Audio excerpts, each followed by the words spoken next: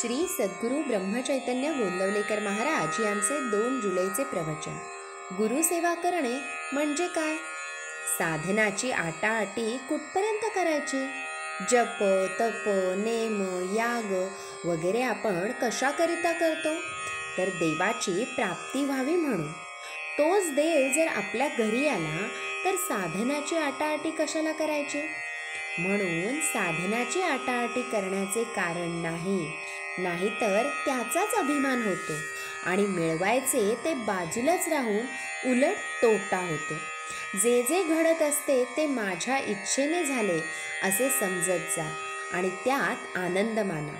तुम्ही जी जी गोष्ट कराल त्यात मला आठवा. गुरुभक्ती करायची म्हणजे काय? त्याच्या देहाची सेवा करणे हीच गुरुची सेवा असे तुम्हाला वाटते का? त्याच्या देहाची सेवा करणे ही गुरुची खरी सेवाच होत नसते.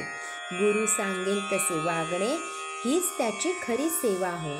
माझ्याजवळ जे येतात ते कुणी मुलगा मागतो, कुणी संपत्ती मागतो, कुणी रोग बरा करा म्हणून मागतो. तेव्हा माझी सेवा करायला तुम्ही येता का मीच तुमची सेवा करावी म्हणून येता?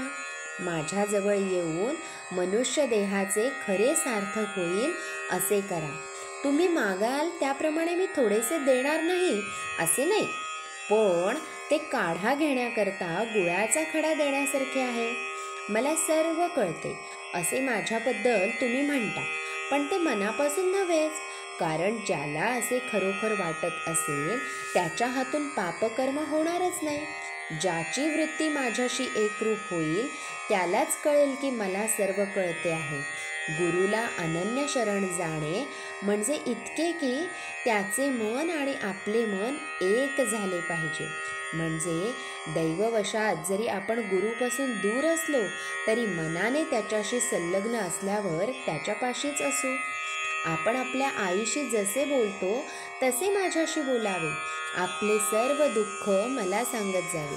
तुम्ही इतके कष्ट घेऊन मला भेटायला येता, पण तुम्हाला रिकामे परत जाताना पाहून मला फार वाईट वाटते. माझ्याजवळ जे आहे ते व्यावहारिक जगात कुठेही तुम्हाला मिळायचे नाही.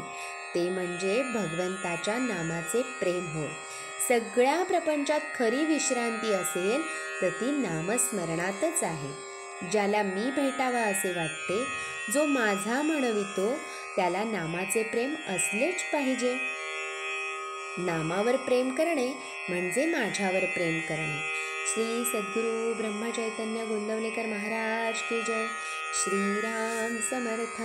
जय जय रघुवीर समर्थ.